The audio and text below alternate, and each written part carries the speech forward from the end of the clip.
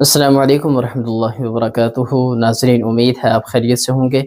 آج انشاءاللہ العزیز ہم بغیر کسی تمہیدی گفتگو کے اپنے اگلے سبق کی طرف چلیں گے۔ آج ہم نے اپنے سے اگلی جو صورت ہے اس کا انتخاب کیا ہے، سورۃ الفلق۔ سورۃ الفلق کی پہلی 3 آیات انشاءاللہ العزیز آج ہم مختصر گرامر کے ساتھ انشاءاللہ پڑھیں گے۔ اعوذ باللہ من الشیطان الرجیم، بسم اللہ الرحمن الرحیم۔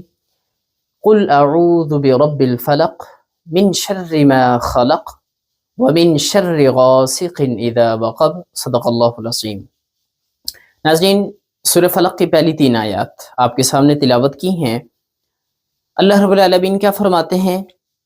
قل، کہہ دیجئے، اعوذ یعنی کہ محمد صلی اللہ علیہ وسلم آپ کہہ دیجئے، اعوذ میں پناہ مانگتا ہوں، برب الفلق چاک کرنے والے، صبح کو چاک کرنے والے رب کی۔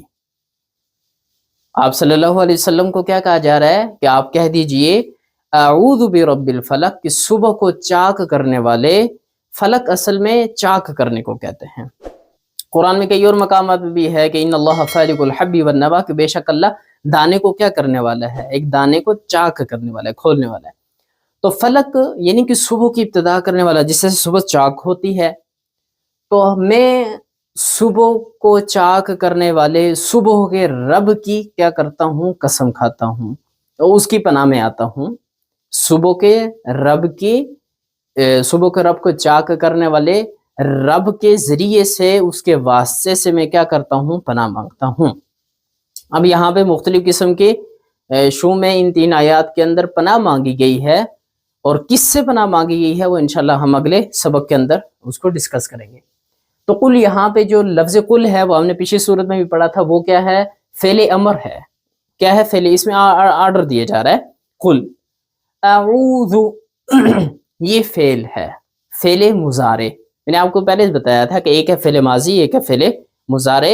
اردو زبان کے اندر 3 زمانے ہوتے ہیں، فعل ماضی، فعل حال اور فعل مستقبل، لیکن عربی لینگویج کے اندر فعل ماضی اور فعل مضارع 2 ہوتے ہیں۔ فعل مضارع کے اندر ہی حال اور مستقبل کو رکھا جاتا ہے، یعنی دونوں کے لیے فعل مضارع کا لفظ استعمال ہوتا ہے۔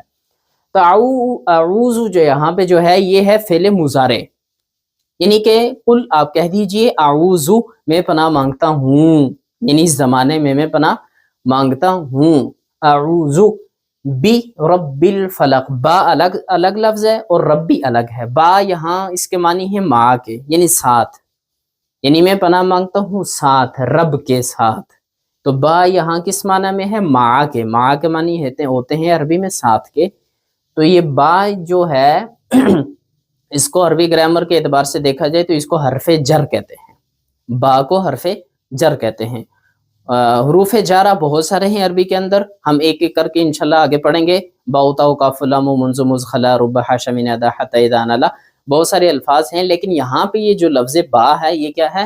حرف جر ہے۔ اس کو حرف جر اس لیے کہتے ہیں کہ یہ اپنے بعد والے لفظ کے اوپر زیر دیتا ہے، جر دیتا ہے۔ جر کس کو کہتے ہیں؟ دراصل عربی کے اندر زیر کو کہتے ہیں۔ زیر کو کیا کہتے ہیں؟ جر کہتے ہیں، اور زبر کو فتحہ کہتے ہیں، اور پیش کو ضمہ کہتے ہیں۔ یہ ہمارا پہلا جو سبق تھا اس کے اندر ہم نے اس چیز کو بیان کیا تھا۔ بہرحال با یہاں پہ حرف جر ہے، اور ربی آپ دیکھیں با نے کیا عمل کیا ہے؟ ربی جو ہے اس کو جر دی ہے، اس کو زیر دی ہے، تو بی رب با نہیں پڑھیں گے بلکہ بی ربی ہے، اس لیے کہ با نے یہ عمل کیا ہے۔ تو با حرف جر ہے، اور ربی کیا ہوا؟ یہ ظاہر ہے مجرور ہوا۔ یہ کیا ہوا؟ مجرور ہوا، اس کے اوپر جر آئی تو اس کو مجرور کہیں گے، یعنی مفعول کے وزن پر۔ تو قل میں کہہ دیجئے اعوذ میں پناہ مانگتا ہوں، بربی با حرف جر ہے، ربی رب کے ساتھ سے۔ اب کون سا رب؟ الفلق چاک کرنے والا، صبح کو چاک کرنے والا۔ اب یہاں پہ مزید اگر ترکیب میں تھوڑا سا اگر جائیں، ترجمہ کیا کر رہے ہیں ہم کہ کہہ دیجئے کہ میں پناہ مانگتا ہوں صبح کے چاک کرنے والے رب کے ذریعے سے، اس کی پناہ میں آتا ہوں۔ اب رب بالفلق چاک کرنے والا رب، تو دیکھیں نسبت ہو گئی، کیا ہوئی؟ نسبت ہوئی، رب کی فلق کی طرف نسبت ہے، تو اس کو کہتے ہیں اضافت یا نسبت۔ تو رب جو ہوا وہ مضاف ہوا، ٹھیک ہے، اور جس کی طرف نسبت ہوئی وہ کیا ہے الفلک، تو مضاف الیہ، جس کی طرف اضافت ہوئی تو وہ کیا ہے مضاف الیہ، اور جس کی اضافت ہوئی، جس کی نسبت ہوئی تو وہ کیا ہے مضاف۔ تو رب الفلک، فلک کا رب، فلک کا رب یعنی چاک کرنے والے کا رب، جس طرح ہم اردو میں کہیں زید کی کتاب، زید کی کتاب، تو ہم یہ کہیں گے کتاب زیدن، زید کی کتاب، یعنی کہ کتاب کی اضافت زید کی طرف ہو گئی، ٹھیک ہے۔ تو اس میں ایک مضاف ہوتا ہے، دوسرا مضاف الیہ، جس کی اضافت ہوتی ہے وہ مضاف ہوتا ہے، اور جس کی طرف اضافت ہوتی ہے وہ مضاف الیہ ہوتا ہے، اور ہمیشہ سے مضاف پہلے ہوتا ہے اور مضاف الیہ بعد میں ہوتا ہے۔ تو یہاں پہ جو رب ہے، لفظ رب ہے، وہ کیا ہے مضاف ہے، اب اس کی اضافت کس کی طرف ہو رہی ہے الفلک کی طرف، یعنی کہ میں اس رب کی پناہ مانگتا ہوں جو فلک والا ہے، رب الفلک، فلک کے رب، ٹھیک ہے، میں اس رب کی پناہ کے ذریعے سے آتا ہوں، اس کے پناہ میں آتا ہوں کہ جو کیا ہے رب الفلک، فلک کا رب ہے۔ تو کا کو کی کا استعمال آپ کے علم میں ہوگا کہ گرامر کے اندر یہ کس کے لیے ہوتا ہے، اضافت کے لیے ہوتا ہے، نسبت کے لیے ہوتا ہے، جس طرح زید کی کتاب۔ اچھا جی، یہاں پہ رب کیا ہے مضاف ہے، اور الفلک کیا ہے یہ مضاف الیہ۔ تو مضاف اور مضاف الیہ مل کر ہم یہ کہیں گے کہ یہ با جو حرف جر تھا اس کے لیے کیا ہے مجرور ہے، با حرف جر، اور ربی مضاف، الفلک مضاف الیہ، مضاف مضاف الیہ مل کر کیا بنے مجرور بنے با حرف جر کے لیے، یعنی کہ اس طرح سے ترکیب ہوتی ہے عربی کے اندر۔ بہرحال ایسا ایسا آپ اس چیز کو سمجھ جائیں گے اور آپ کا دماغ بھی اس چیز کو ایکسیپٹ کرے گا کہ ترکیب کرنا عربی کے اندر اس کا کیا طریقہ کار ہوتا ہے، پھر اسی اعتبار سے کیا کیا جاتا ہے ترجمہ بھی کیا جاتا ہے۔ بہرحال پہلی آیت کے اندر یہ بتلایا جا رہا ہے کہ محمد صلی اللہ علیہ وسلم آپ ان سے کہہ دیجئے کہ میں پناہ مانگتا ہوں اس رب کے ساتھ کہ جو فلک کا رب ہے، جو صبح کو چاک کرنے والا رب ہے، میں اس رب کے ذریعے سے کیا کرتا ہوں پناہ مانگتا ہوں۔ اچھا جی، قل اعوذ برب الفلق من شر ما خلق، کس سے پناہ مانگتا ہوں؟